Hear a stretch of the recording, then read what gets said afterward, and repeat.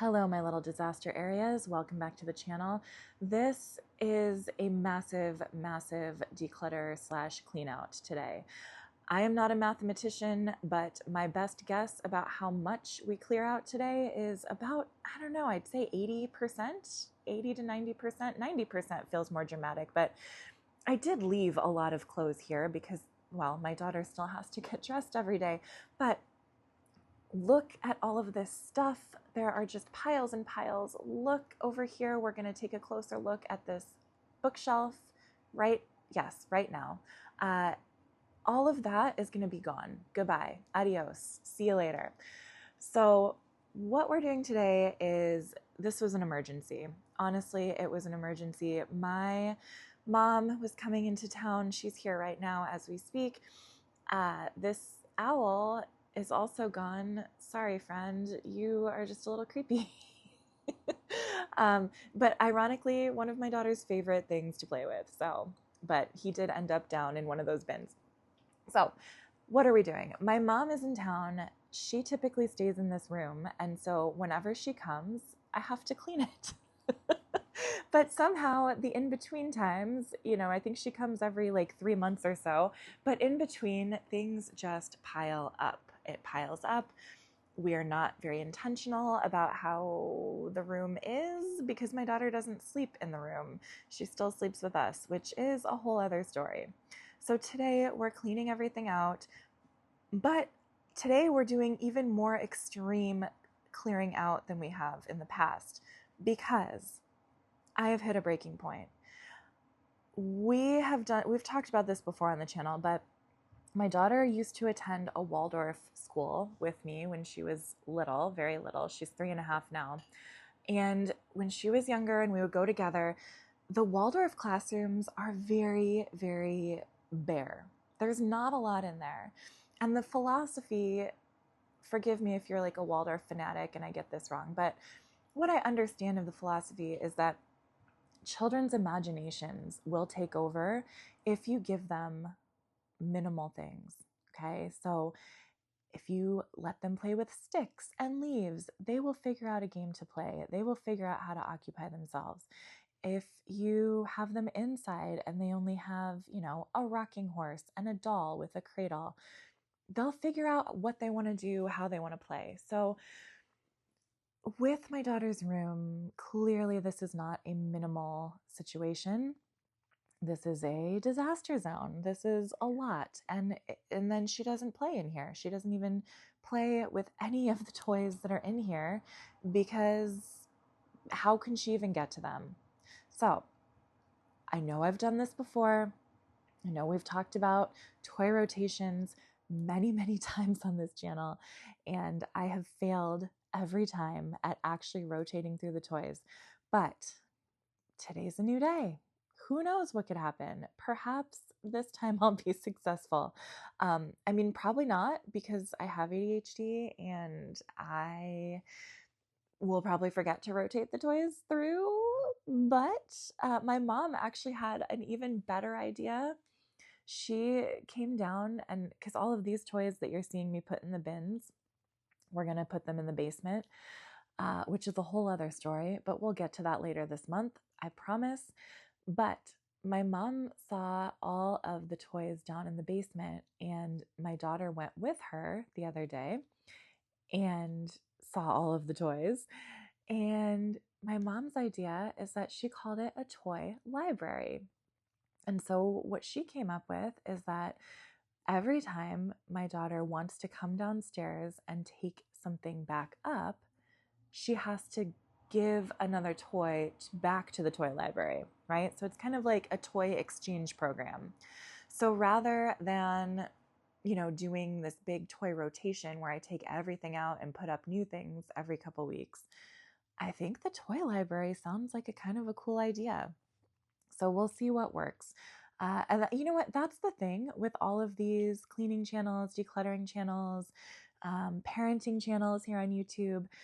There are so many ideas, but if you are finding that those ideas that work for other people don't work for you, that's okay. Try something else. I wouldn't have thought about the idea of a toy exchange or a toy library in our house, but my mom did, and I think it's a great idea. And so we're going to try it. So let's get into what exactly I'm doing here. I have a couple of different bags going. I got a couple different boxes going. The bins and boxes are stuff that we are going to take downstairs and put in the basement. So the goal right now is just to get the room clear. We want to make it a more inviting space. We want to make it a welcoming space, and just somewhere that my daughter can come in, see what she wants to play with, and play with it for an extended period of time without getting distracted or without feeling like, the walls are closing in on her because there's so much crap in there. So the bins and boxes are for things that are going down to the basement.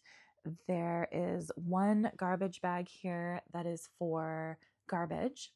And then the other garbage bag is for donations and things that I just know we don't ever play with, or that my daughter isn't interested in anymore, or that, quite frankly, I don't want or don't like anymore. And it's just time for them to go. Like, we have a bunch of these little cheap kind of tchotchke toys, like just little wind up things that we've, had at her birthday party, or that these little wind up chicks and bunnies that you get around the holidays. So some of those are going into storage and some of them are going in the donation bin or the donation bag. And then, as you can see, I got the donation and the trash mixed up there for a second, but that's okay. Now you see me just kind of going through stuffed animals, seeing what toys we want to leave out for my daughter. I figured we would leave out some dinosaurs, and because she loves dinosaurs, and then some of the rest of the stuff is going to be donated. Like, we have, how many balls does a kid need? So I kept one. We got rid of the rest. I also don't know why the camera is showing that this shelf is pink. It is not pink. It is just natural wood. So it's not a pink shelf, just for the record, in case you were wondering, why does the shelf look pink? So now we're going to go through some smaller toys, I'm just separating them in like a little plastic bag by category. I have little characters in one bag, and then I have like little squishy stress ball and fidget toy type stuff in another Ziploc bag. And again, those are things that, my daughter might like someday, or she might want to play with again, or that might be fun to take with us on a road trip, or if we go on another plane ride at some point. But they're not things that she really needs right now to have out and about. And I'm just trying to also put like things that go together, like that little ice cream truck. Speaking of that little ice cream truck, we have a giant, like, what is it? American Girl doll sized ice cream truck toy in our living room right now. It's not American Girl brand. It's like the Target version, but my daughter loved the heck out of that thing for months. Okay. She got it for her birthday. She loves it. It's amazing. But right now she's not really playing with it. And so I feel like I need to put it maybe in the basement to save for later. But the living room toys are going to be a whole separate video at some point, probably in the new year. So stay tuned for that. Let's talk. Oh yeah. Let's talk about sentimental stuff, but then let's talk about some other things as well. Gifts and sentimental things. I just threw away that light board, that blue and white thing. That's like a light board that you can like use for tracing and stuff. It was a birthday gift that she got from our neighbors. It's fine, but like, we don't use it. And so my daughter kind of ruined it by drawing on it. So I'm just getting rid of it. I'm sorry, neighbors, if you're watching. You're probably not, but I'm just throwing it away. Like, if you are somebody who feels like you're not allowed to throw away gifts, or you're not allowed to donate gifts, you are. In fact, I just had a session with a client today, and she gave me permission to talk about it. So shout out to my client. Thank you. But she's an older lady, and she was talking about some of the things that she has bought for her adult daughter. Like, she was talking about some sofas that she bought for her about 10 years ago. She was also talking about like just other gifts that she had bought for her. And she was saying how she feels so upset when her daughter, doesn't take care of them, or when, the couch is 10 years old, but she's upset that, her daughter lets the dogs onto the sofa and it's ruining them.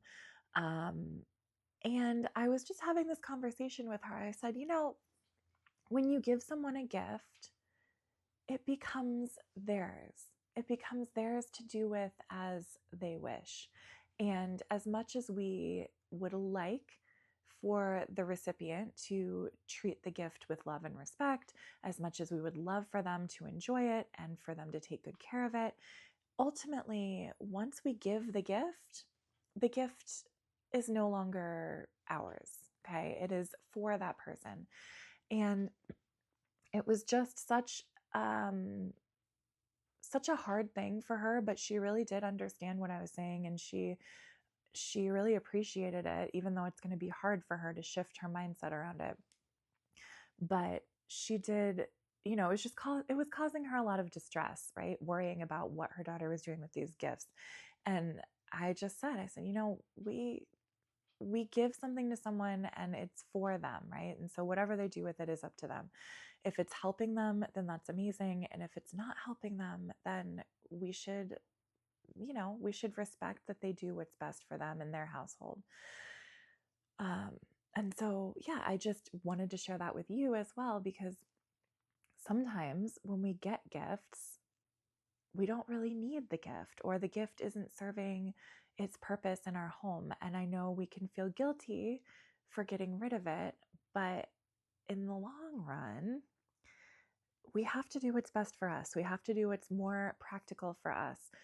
That same lady was also talking about hostess gifts and how she's been bringing, everybody's been bringing hostess gifts to her daughter-in-law for the last 20 years that she's been hosting holiday meals. And I was like, well, what does she do with all of them? Like, how many hostess gifts does one person need in their life? As an adult, I typically pick out my own decor. I pick out my own dish sets and, all of that kind of stuff, my glassware. I said, how many hostess gifts does a person need? And the lady kind of laughed. But again, you really have to think about what works in your home. Just because somebody gives you something, or there's a culture of gift giving, or a culture of, showing love and respect through things, it doesn't mean that you have to keep it all, and you don't have to display it all. If you're not using it, or if it doesn't suit you, donate it, sell it, give it away, whatever the case. You're not obligated, is my point. So that was the whole tangent. I think it's especially, poignant considering, or relevant. I don't know the word, whatever. I hate when people use the wrong word. So I don't think poignant was it, but it's especially relevant now that the holidays are coming up. And I am putting out a whole video about managing the holidays. It's going to come out on Friday, so stay tuned for that. But the long and short of it is that you don't have to overdo. You don't have to do too much.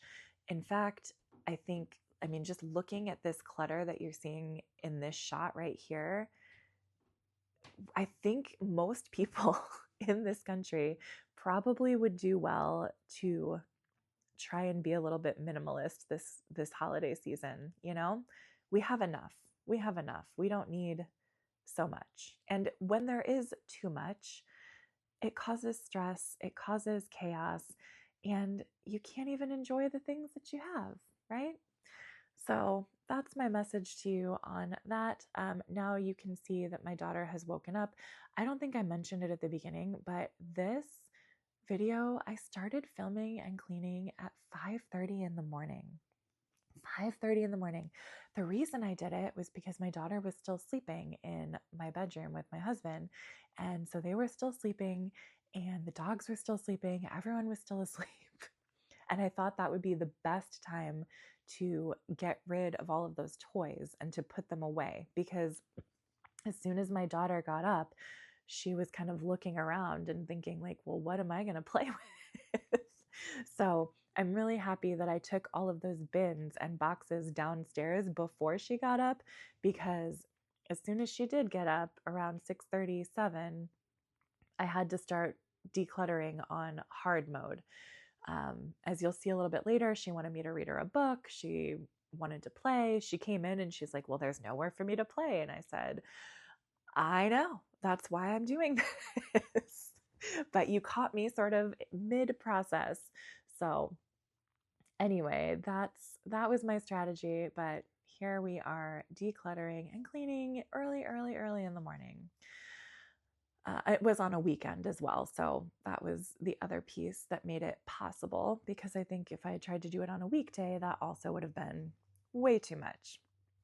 Those pillows, by the way, I probably should just get rid of them, but I have a fantasy that one day I'm going to buy new covers for them, because the dogs have nibbled on the corners. So I have a fantasy that one day I'll buy new covers. One day we'll have a new sofa and I'll put them on the new sofa.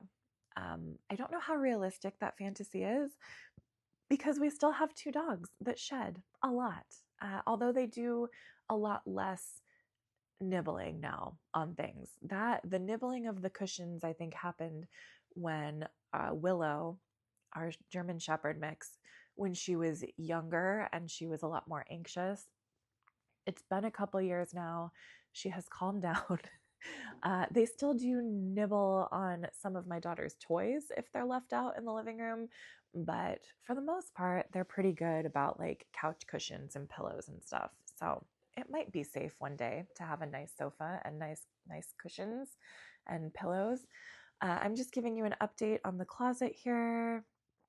It was really cluttered and awful. Now it is just moderately cluttered, and the bed is super cluttered, because now we got to go through the clothes. So clothes are a big issue. I am somebody who is like a shopping addict, I guess you could say. Maybe not to the extreme, but I do definitely get a mood boost whenever I shop. I do use shopping to sort of quell anxiety. And then whenever there is like a big transition happening, like right now is a very dangerous time for me with shopping, because it is the change of the seasons and the holidays are coming up. And so I do a lot of justifying of purchasing. I don't know about you, but that's how my brain works. Especially having children and a child who's growing all the time, I do a lot of justifying when it comes to buying clothes for her. And so all of these clothes, I am donating all of them. Every bit of clothes that you're seeing here, or every bit of clothing that you're seeing, I'm gonna give away to one of Amelia's cousins. She has a little cousin in Mexico, who is about her same age, but she's a little bit smaller. Like she's more petite, because Amelia is a giant. Um, like she's just really tall. And so a lot of her clothes are great hand-me-downs for her cousin in Mexico, because she's just a little bit smaller. She's more petite. So my husband and son actually are in Mexico right now. They went to go visit the family, and Amelia and I stayed home just for like logistical reasons this year. Although next year we do plan to go with them again. But yeah, this year my husband and son went, and I sent all of these clothes with them. And Amelia's cousin Paola loved all of them, and the family really loved them. So it was a nice thing. See all of these bags. I ended up actually buying some vacuum seal packing bags to send with them so that it fit better in the suitcase, because if I had sent them like that, they would have just had to bring an extra suitcase. Oh, and there's Amelia's little beanie from when she was born, her little baby cap. I don't know why the baby things were out. I think Ed was like looking for something in a drawer and took them out. But Anyway, clothing and justification. So it's good for Amelia's cousin that I am an overshopper, but it is not good for my bank account that I am. so, um, so I just justify, right? Like I'm not, by the way, I'm not donating her underwear. I will throw away the underwear that no longer fits, but I'm just going through all of her like socks and undies to see what fits and what's, too small. But let me finish this thought. I don't know why you guys are distracting me. Please stop. So I'm an overshopper and I justify, and I think something that I'm trying to be more mindful of as I am coming into the holiday season is that we do have enough. We have plenty. I have intentionally bought plenty of long sleeve shirts for my daughter. She has enough. She has enough pants. She has enough hoodies. She has enough coats and jackets and snow pants and socks. Like, she is set for the winter. So I think I just need to keep reminding myself of that. I may actually like print out a sheet of paper and put it somewhere so that I will remember, or maybe I'll make it like the home screen on my phone. Like, I have enough, she has enough, we all have enough, because we have enough. We really, really, really have enough, especially when you think about people all over the world and even here in the United States. Like, there are people who genuinely do not have enough. And so we have enough. We are fine. We will survive on what we have. And I would just encourage you and anyone watching to remind yourself of that too, because the situation that I'm in right now is I had to get a whole other job so that I can pay down my debt. And that's kind of kooky. I mean, I guess it's not kooky, but it's smart. But imagine how much more time I would have if I didn't buy so much crap, right? If I didn't have to get another job. So yeah, I have two jobs right now. I see lots and lots of clients every week. I work 5 days a week so that I can pay off my credit card debt. And once the credit card debt is gone, then my plan is to build up a substantial savings account, which again, like, that's a good idea. It's a smart idea. It's a responsible idea, especially in this economy. And especially because of all the changes that are coming down the pipeline with healthcare costs, and the changes that are happening with healthcare coverage, because my husband and I both work in healthcare and we both work with a lot of older people who are on Medicaid. And so if that system crumbles in the next few years, there's a huge potential that we could either lose our jobs altogether or, make a lot less money in the future. So, my point is, sorry, not to be a downer. I'm fine. We're fine right now. But, and look, it's a clean room. I'm showing you the closet again. Everything looks great. And I'm going to show you the room, which is super satisfying, especially pay attention to the shelf. But my point is, I would like to start buying less stuff. And I plan to buy less stuff because look at how nice and satisfying this is, right? We don't need more stuff. My daughter is very happy with the amount of things that are in here right now. Every once in a while, she will come down in the basement and want to exchange things. Like, there was a toy that she asked about specifically that we came down and got. But otherwise, I think we have enough toys and puzzles and books to keep her busy for the next 2 years at least. So that is it. And look, I couldn't help myself. I did buy holiday themed bedding, you guys, but that is it. That's it. I swear to you, that is the last thing. I'm not buying more stuff. Follow me and you're going to see on Friday what my plans are for Christmas. It's really cool. It's a great idea if I say so myself. But yeah, this is it. That's the room. Thank you for coming along and cleaning with me and decluttering. I love you, and don't spend any more money. Okay? Just hold off. You have enough. All right. I love you. Goodbye.